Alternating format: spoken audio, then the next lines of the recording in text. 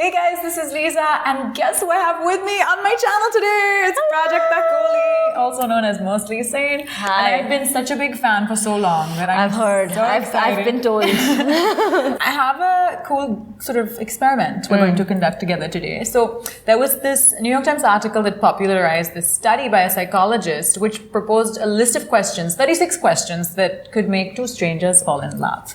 And since I've been a fan from afar and we haven't really met. Since Leeza is very hot.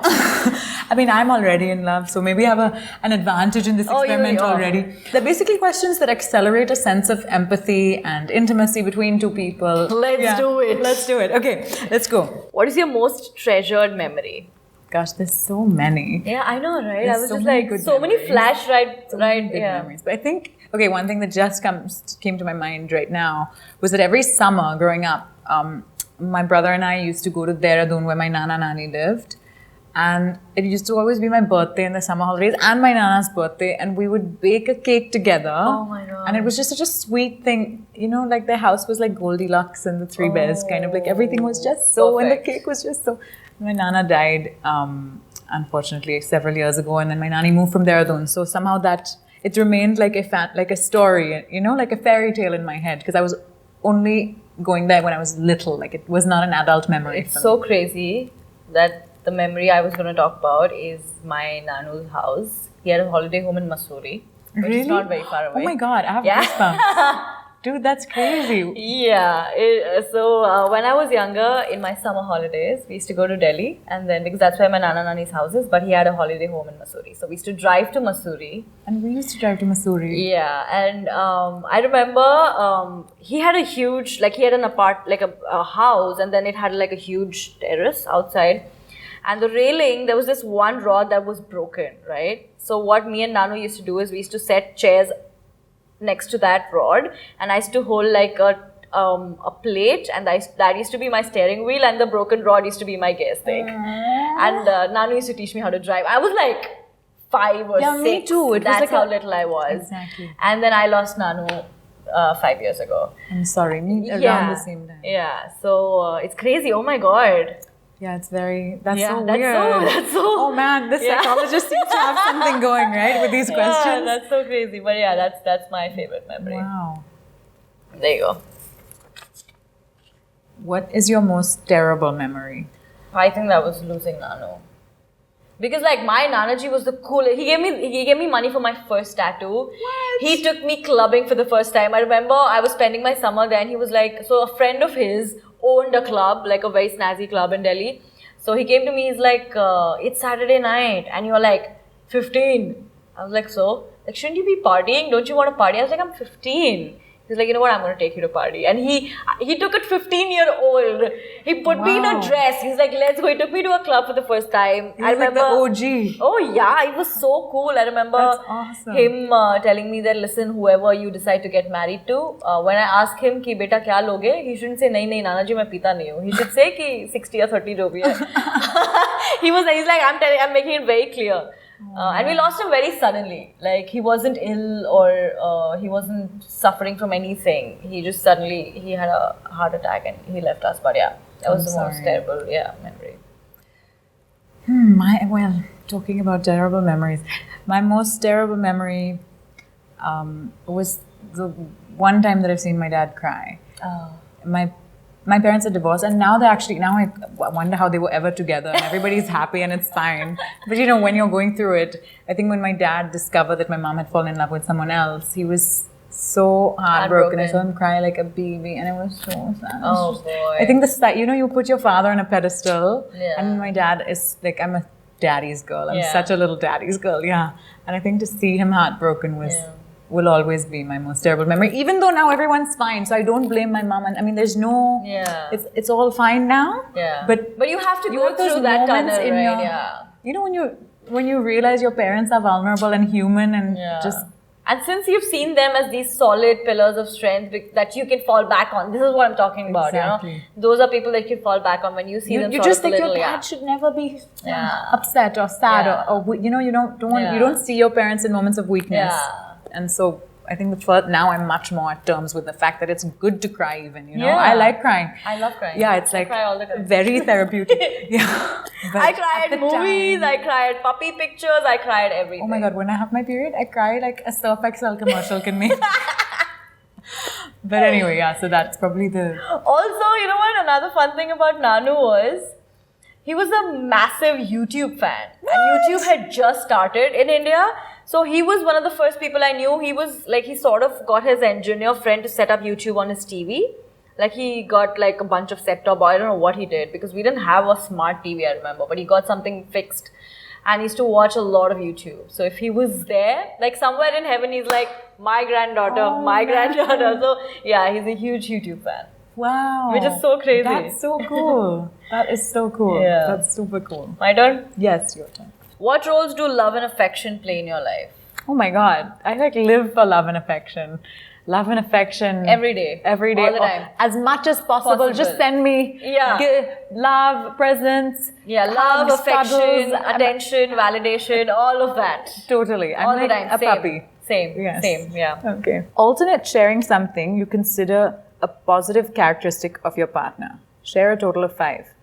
I like that you really smile a lot, which is rare. Do you know how much people don't smile? I also really like that you maintain eye contact. It irritates me that so many people just look away. I'm talking to you. Why are you looking at your shoes?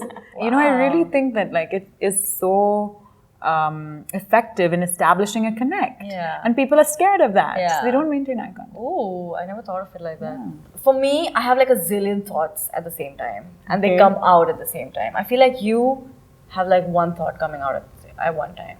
Like you really know what you're saying. Like I am the queen of foot and mouth situation. Like I keep getting into these situations. I'm like, oopsie, I should have said that. But I feel like you are really sorted. I really like that you are warm and welcoming. Like I feel like you're very accessible and accepting and non-judging in the way that you let someone in. Rather than being guarded, you're like, here. Really? Yeah, and I think maybe I lucked out. I don't know. Maybe you're selective about it. But with me, I feel like you've been so welcoming in your general approach to a virtual stranger. And about you, I like that you don't mind making the first move. Because I have been to way too many rooms where I enter and I see so many people like, I'm going to talk if she talks first. I'm sure you've seen that too, right? Which is why my usual routine is, the minute I enter, I'm like, F this. I'm going to go to every, hi Prajakta, like and subscribe. I do that to everybody. I'm like, I'm going to cut through the ice like an effing blender, right? Yes. But I saw that with you, which is great. You. That's so sweet. Which is awesome. I really like that you share as well. Like, we were eating Maggie at the office and I wasn't even part of the Maggie plan, but you were like, come on.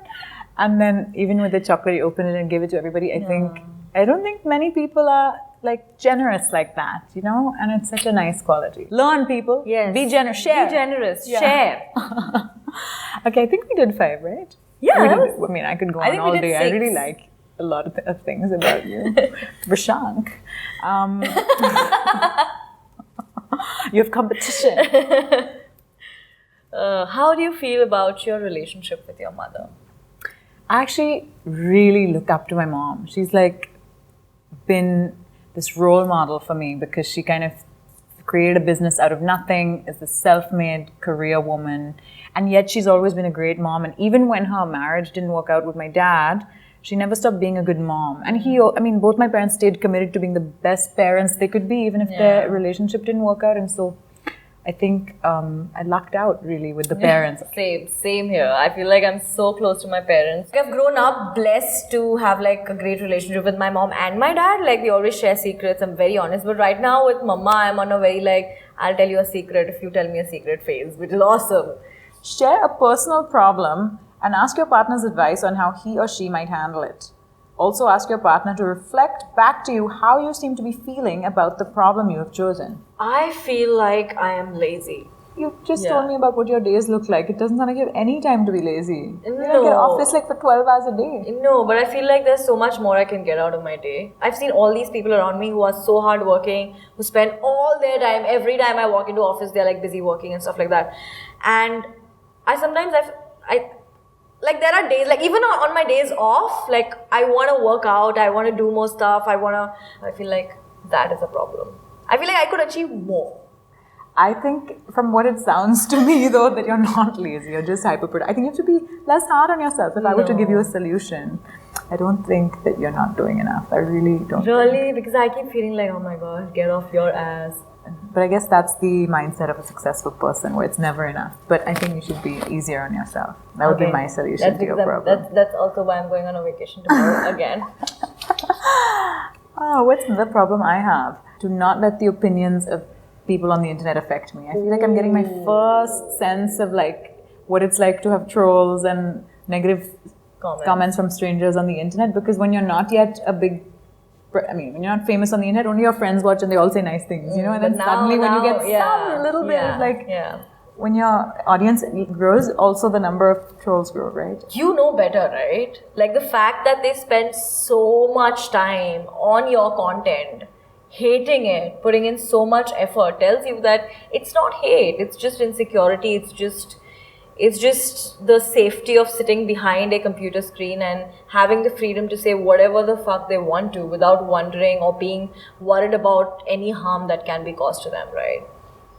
And I think we are better than that. I really think we are better than that. So, frankly, as a social media influencer, trolls should be the last thing you ever worry about. So now, technically, after the questions are done, and we didn't answer all 36, but we answered quite a few. Yeah. You're supposed to spend 4 minutes making eye contact in silence. But since that would be creepy for you guys to watch, we might do that later. But these were the...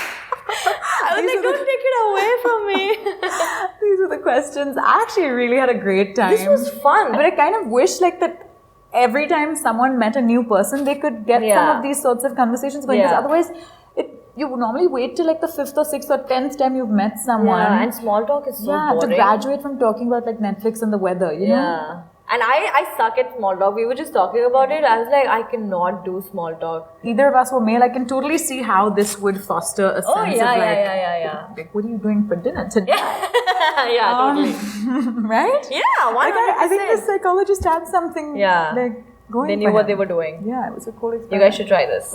Thanks so much for watching, you guys, and thanks so much, Prajakta, for being here. Thank it means the world to me. You were just such a delight. You showered me with compliments. That's all I ask. Don't forget to like this video and please also share and subscribe. Yay! Also turn the bell notification on so every time Leeza is online, you'll get notified. Oh my god! And well, not that she needs it, but I do. I need it. I need it. Subscribe to Prajakta's channel. It's like the best thing on the internet. MostlySane, you guys. Yay! Next time. Bye bye.